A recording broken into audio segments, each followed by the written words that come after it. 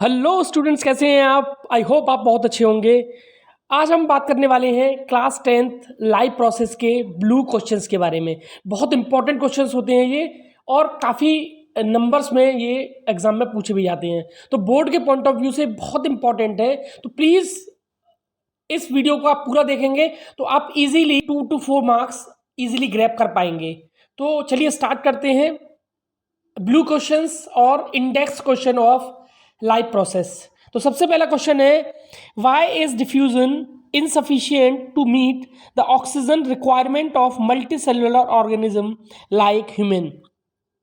देखिए, multi cellular organism जो होते हैं उनमें ऑक्सीजन की रिक्वायरमेंट सीधे सेल के थ्रू क्यों नहीं पूरी हो जाती? तो देखिए, जो मल्टी सेलुलर जो ऑर्गेनिज्म होते हैं उसमें सेल डायरेक्टली एटमॉस्फेयर के संपर्क में रहते तो हैं, लेकिन डिफ्यूजन जो प्रोसेस है वो बहुत स्लो प्रोसेस है।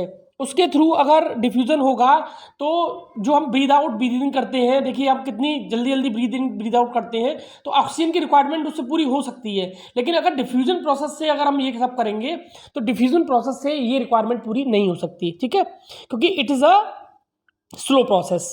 So diffusion is insufficient to meet the oxygen requirement in multicellular organism.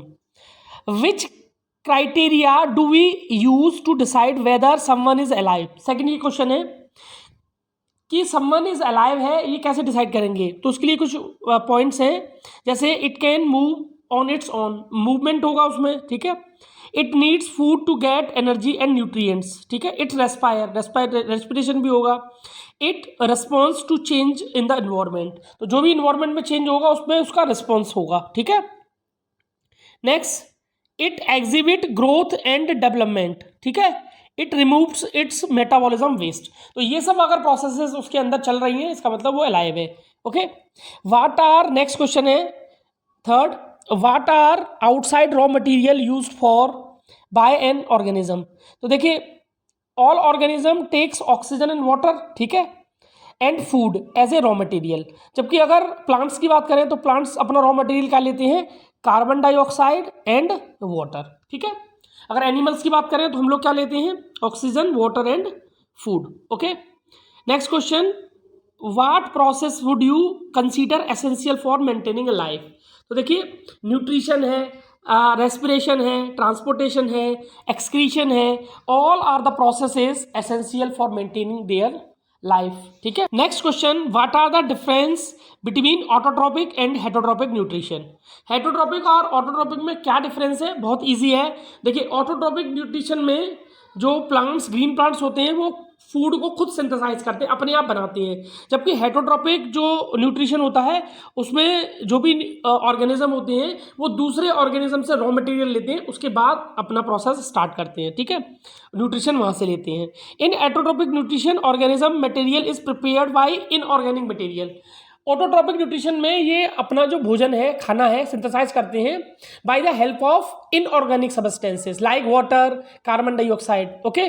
जबकि जो हेटरोट्रोपिक है वो अपना जो फूड सिंथेसाइज नहीं कर पाते, सो इनऑर्गेनिक सब्सटेंस की जरूरत उन्हें नहीं पड़ती है फूड सिंथेसाइज के लिए, ठीक है। एग्जाम्पल की बात करें तो ऑटोट्रोपिक के ग्रीन प्लांट्स और सम बैक्टीरिया, जबकि हेटरोट्रोपिक की बात करें तो animals and non green plants performs heterotrophic mode of nutrition, okay.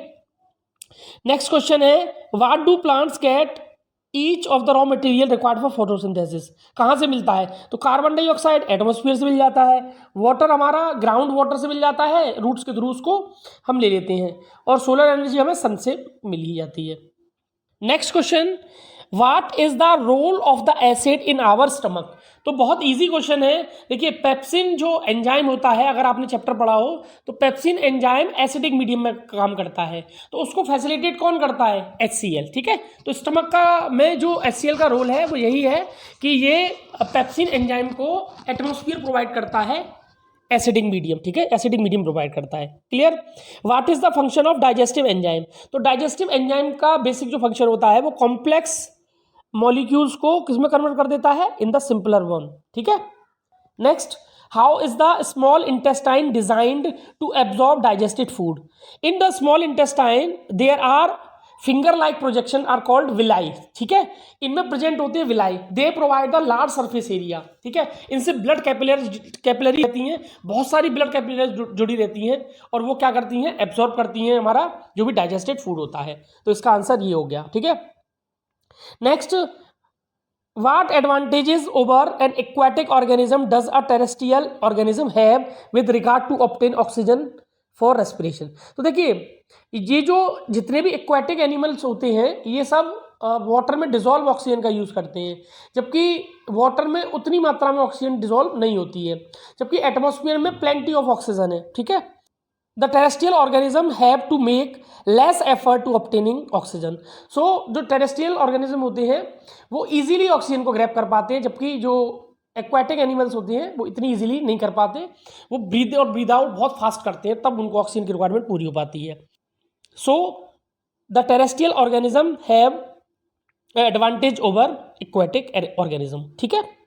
Next question है, what are the difference between aerobic and anaerobic respiration, या इसको आप दूसरी तरह से भी क्वेश्चन को समझ सकते हैं, what are the different ways in which glucose is oxidized to provide energy in the various organism. तो देखिए, जो ग्लूकोज है वो दो तरह से ऑक्सीडाइज हो सकता है, एक तो एरोबिक रेस्पिरेशन के थ्रू और एक एनएरोबिक रेस्पिरेशन के थ्रू। तो एरोबिक रेस्पिरेशन में ऑक्सीजन की रिक्वायरमेंट होती है, प्रेजेंस ऑफ ऑक्सीजन की हेल्प से होता है एरोबिक रेस्पिरेशन, जबकि जो एनएरोबिक रेस्पिरेशन होता है वो होता है मसल्स में और यीस्ट में, ठीक है, दो तरह से होता है और ये होता है लैक ऑफ ऑक्सीजन की हेल्प से, ठीक है। इन डिटेल आपको पढ़ना है तो मेरा वीडियो आप देख सकते हैं, लाइव प्रोसेस का वन शॉट वीडियो है, वहाँ आपको डिटेल में इसको पढ़ने को मिल जाएगा। नेक्स्ट क्वेश्चन है, how is the oxygen and carbon dioxide transported in the human beings. तो देखिए, कुछ पार्ट्स हैं जो इनको ट्रांसपोर्ट करने के काम आते हैं, हमारी बॉडी में कुछ ऑर्गन्स हैं, जैसे लंग्स हैं। लंग्स का काम क्या है, helps in breathing and oxygen rich air and breathe out the carbon dioxide. Heart का काम क्या है, ऑक्सीजनेटेड ब्लड को लंग से लेता है पल्मोनरी वेन्स के थ्रू और किसको दे देता है, बॉडी पार्ट्स को, जबकि बॉडी पार्ट्स से जो डीऑक्सीजनेटेड ब्लड होता है उसको वो कैरी करके फिर किसको दे देता है, लंग्स को देता है। ये हार्ट का पंप करने का काम है। वेन्स क्या होती हैं, वेन्स जनरली जो डीऑक्सीजनेटेड ब्लड जो होता है हमारे बॉडी पार्ट्स में, जब डीऑक्सीजनेटेड ब्लड हो जाता है तो उसको हार्ट तक पहुंचाती है, ठीक है। इसके बाद आती हैं आर्टरीज। तो आर्टरीज का काम क्या है, arteries usually carry oxygenated blood from heart to all body parts, okay. Next question, how are lungs designed in the human being to maximize the area of exchange of gases. तो देखिए, ये जो हमारे lungs होते हैं इसका जो and part होता है, लास्ट पार्ट जो होता है उसमें होती है एल्वोली और उसमें होते हैं balloon like structure. They provide the large surface area for exchange of gases और यहीं से जुड़ी रहती है हमारी कैपिलरीज, ठीक है। तो और ब्लड कैरी करता है हमारी ऑक्सीजन और कार्बन डाइऑक्साइड को। तो इस तरह से जो लंग्स है provide the area for exchange of gases, okay. Next, यहां से आप इसको नोट भी कर सकते हैं, what are the component of transport system in human being, ठीक है। तो हमारे पास जो कंपोनेंट है ह्यूमन बीइंग्स में वो कौन कौन से होते हैं, ह्यूमन हार्ट होता है जो ब्लड को पंप करने का काम करता है, आर्टरीज होती हैं जो थिक होती हैं, ये ब्लड को बॉडी पार्ट्स तक ले जाती हैं हार्ट से, फिर होती हैं वेन्स, वेन्स का काम बॉडी पार्ट से हार्ट तक ले जाना होता है, किसको, ब्लड को, और होती है कैपिलरीज, ठीक है। तो आर्टरीज और वेन्स के बीच में जितना भी ट्रांसपोर्टेशन होता है ब्लड का वो किसके थ्रू होता है, कैपिलरीज के थ्रू होता है, और सेल्स के अंदर जो भी ट्रांसपोर्टेशन होता है वो कैपिलरीज के थ्रू होता है, ठीक है। इसके बाद, why is it necessary to separate oxygenated and deoxygenated blood in mammals and bird.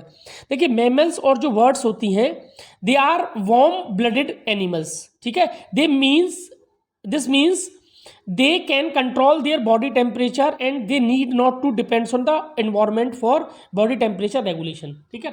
Body temperature को ये ऐसा नहीं है कि एटमॉस्फेयर के हिसाब से इनका रेगुलेशन होगा टेम्परेचर का, ठीक है। इसलिए because of the bird and mammals need optimum oxidation of glucose which is possible with good supply of oxygen, ठीक है। तो इसके लिए क्या चाहिए, ऑक्सीजन की रिच सप्लाई, तो उसके लिए क्या चाहिए, ऑक्सीजनेटेड ब्लड। इसलिए ऑक्सीजनेटेड ब्लड और डीऑक्सीजनेटेड ब्लड मैमल्स में और बर्ड्स में अलग अलग होता है, ठीक है, सेपरेट होता है। What are the components of transport system in highly organized plant, ठीक है। तो जाइलम और फ्लोएम दो तरह के टिश्यूज होते हैं हमारे प्लांट्स में। Xylem consist of vessels and tracheids और phloem consist of sieve tube and companion cell. ठीक है, नेक्स्ट क्वेश्चन है how are water and minerals transported in plants. देखिए इसका जो आंसर है वो थोड़ा लेंदी है। ठीक है, इसको समझने के लिए आपको समझना पड़ेगा जाइलम एंड फ्लोएम। ठीक है, तो जाइलम ट्रांसपोर्ट करता है आपका वाटर और मिनरल्स को। ठीक है, और इसमें दो प्रोसेस के थ्रू होता है। नंबर एक रूट प्रेशर और दूसरा है ट्रांसपिरेशन। ठीक है, दूसरा है ट्रांसपिरेशन प्रोसेस के थ्रू। ठीक है, अब दोनों ही क्या होती हैं देखिए समझते हैं। ठीक है, यहां देखिए the cell of the roots in contact with the soil active take up ions. तो जो रूट्स होती हैं वो सॉइल से क्या ले लेती हैं, आयंस को एक्टिवली टेक अप आयंस। ठीक है, अब आयंस की कॉन्सेंट्रेशन रूट्स में हो गई ज़्यादा, तो उसको कवर अप करने के लिए सॉइल से किधर फ्लो करता है, रूट की तरफ। इस तरह से जो ट्रांसपोर्ट होता है वाटर का रूट्स के थ्रू वो होता है रूट प्रेशर के थ्रू। ठीक है, एक और प्रोसेस है जिसको बोलते हैं हम ट्रांसपिरेशन। देखिए जैसे हम स्ट्रॉ से किसी भी चीज़ को सक करते हैं, जैसे अगर हमने कोल्ड ड्रिंक पी हो तो कोल्ड ड्रिंक को आप कैसे सक करते हैं, ठीक है, स्ट्रॉ से, तो आप उसको सक्शन क्रिएट करते हैं, ऊपर से सक्शन पुल क्रिएट करते हैं। ऐसे ही जो लीव्स होती हैं प्लांट की, ठीक है, वहाँ होता है स्टोमेटा, तो वहाँ से क्या होता है गैसियस एक्सचेंज होता है, तो यहाँ से वाटर वेपर की फॉर्म में एटमॉस्फेयर में भी चला जाता है, तो उससे एक सक्शन क्रिएट होता है और उस सक्शन से जो हमारा वाटर है वो रूट से ऊपर की तरफ ट्रांसपोर्ट होता है।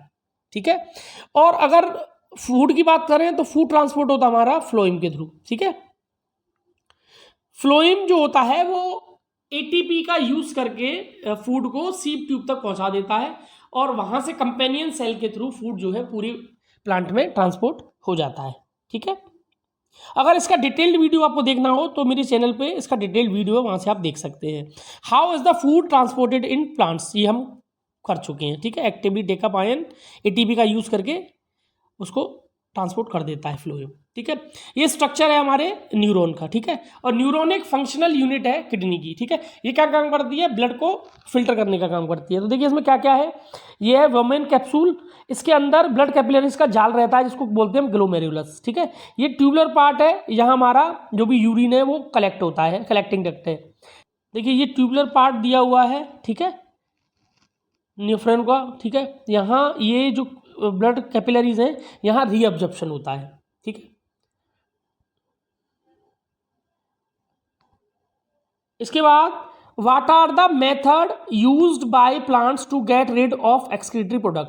Plants get rid of carbon dioxide and oxygen through diffusion. ठीक है, डिफ्यूजन के थ्रू कार्बन डाइऑक्साइड और ऑक्सीजन को बाहर निकालते हैं। Old branches and leaves are shed off. ठीक है, ओल्ड ब्रांच और लीव क्या हो जाती हैं, गिर जाती हैं कुछ दिनों बाद। ठीक है, plants have a mechanism to release some waste product through roots. कुछ वेस्ट प्रोडक्ट रूट्स के थ्रू भी बाहर कर देता है, और किसके थ्रू बाहर करता है, रेजिन और गम्स के थ्रू। ठीक है, गम्स का यूज करते हैं कि नहीं, हम करते हैं। Question, how is the amount of urine produced regulated. तो किडनी क्या करती है, किडनी जब रीअब्जॉर्ब करती है वाटर को फिल्टर करने के दौरान, ठीक है, तो ये सिग्नल ब्रेन को दिया जाता है। अब ब्रेन ये डिसाइड करता है कि हमें जो वाटर है वो रीअब्जॉर्ब करने की जरूरत है या नहीं है, तो वो किडनी को आदेश देता है, सिग्नल देता है कि आपको वाटर जो है वो रीअब्जॉर्ब करना है। ठीक है, तो वाटर रीअब्जॉर्ब हो जाता है। अगर ब्रेन सिग्नल करता है कि वाटर रीअब्जॉर्ब नहीं करना या कितने अमाउंट में करना है, तो वो सब रेगुलेट हो जाता है। ठीक है, the kidney is equipped with a mechanism to reabsorb water from the filter. This depends on how much water is left in the body and is filtered out. The comparatively concentration of water gives a signal to the brain. ठीक है, concentration कितनी है ये signal brain को जाता है, which then takes require of corrective action of either reabsorb water और releasing water more water, thus the amount of urine is regulated by kidney. Okay, I hope आपको वीडियो पसंद आया होगा। अगर आपको वीडियो पसंद आया हो तो प्लीज वीडियो को लाइक कर दिए एंड चैनल को सब्सक्राइब कर दिए। Thank you.